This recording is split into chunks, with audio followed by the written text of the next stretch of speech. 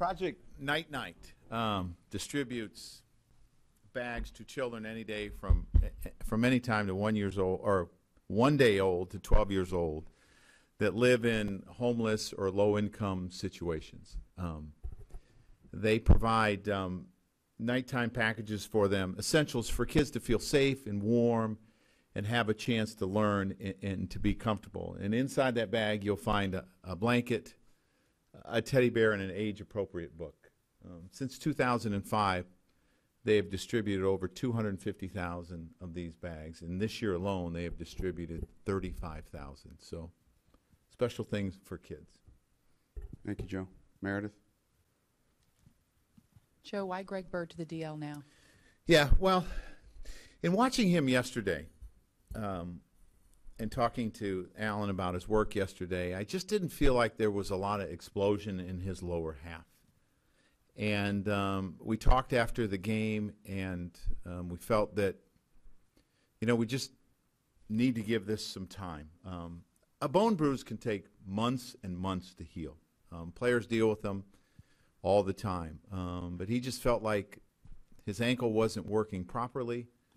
And yesterday was the first day I really, really noticed. I mean, if you remember when this happened, it happened in Philly the day we left. He had a single and a home run the next day in Atlanta. And he's had his struggles, and at times we've shut him down, and at times, he has felt better. But yesterday, that's the worst that I had seen when it came to using his lower half. And we decided to put him on the DL. He's had 2 MRIs. They've all come back as a bone bruise. He's seen a number of doctors. It's just not healing as quick as we want, so we're going to try something else because, as I said, players play through things, and this one just seems to not be healing.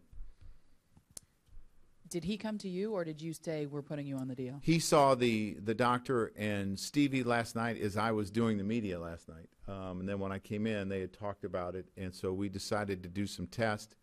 And what we've seen is the bone bruise really hasn't healed much from when we did the test. I don't know, it was when we got back from Baltimore, so 3 weeks ago or something. With that being said, from the first road trip. Do you attribute all of his struggles to that in particular? And could he use a mental break as no, well? I think some of it could have to deal with that. I do. I think sometimes you can just get off to a slower start. But yesterday, to me, it really looked like it affected him in his swings. No, he had it today. Today. But he had the other one when we got back from the first road trip. Eric? Joe, this sounds similar to what you guys went through a couple of years ago with Teixeira.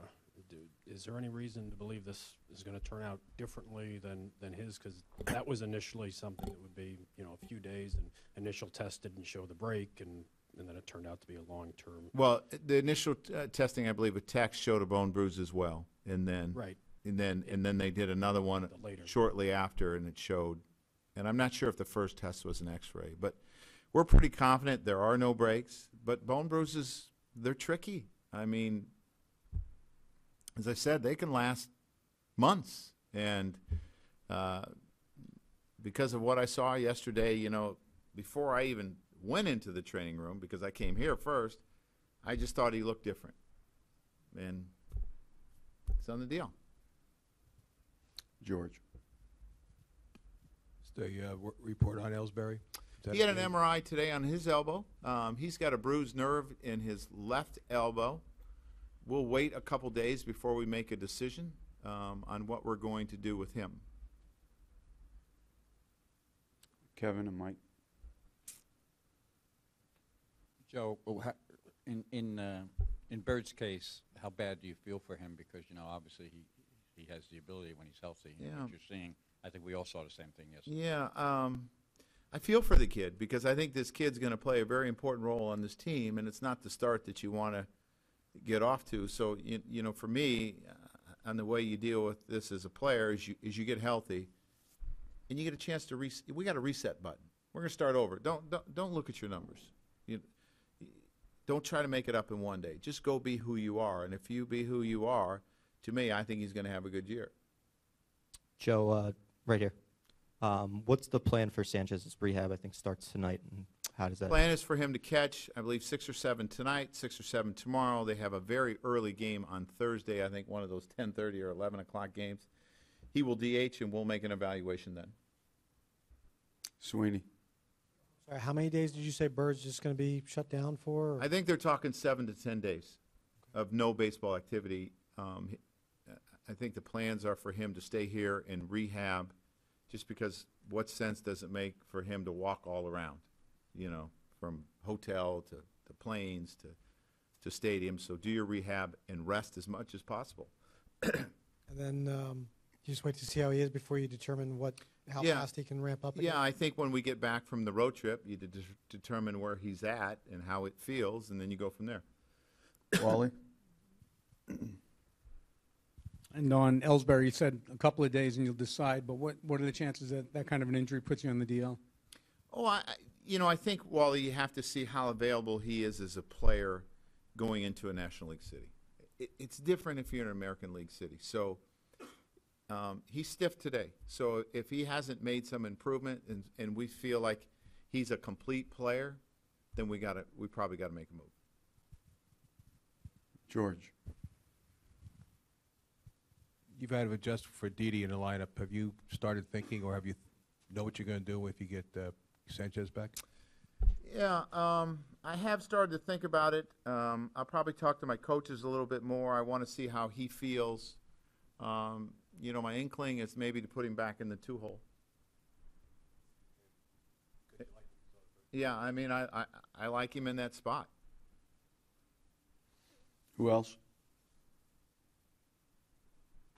Wally, by default. In a National League city, maybe I do something different, but, it's kind of my inkling.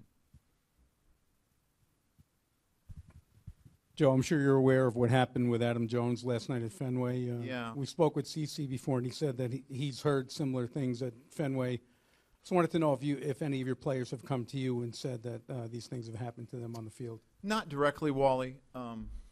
It's disappointing this day and age that stuff like this still happens, and I'm not oblivious to it. I know it happens, and it saddens me because we're all people, and I can understand getting on a player because he has a different uniform, but not getting on a player because he's a different color. That bothers me. That people stoop to those levels, and there's children in the stands, and and I know it happens other places. It does. It's the reality, but it saddens me because we're all people, and we're all here to help each other out. Meredith. Joe, with Bird out, Carter obviously probably playing the majority of first. Who else would you use there if he needs a day or something would happen? I can use Matt Holliday there. I could always put Romine there, in a situation, double switches and all that stuff. And Ref is coming.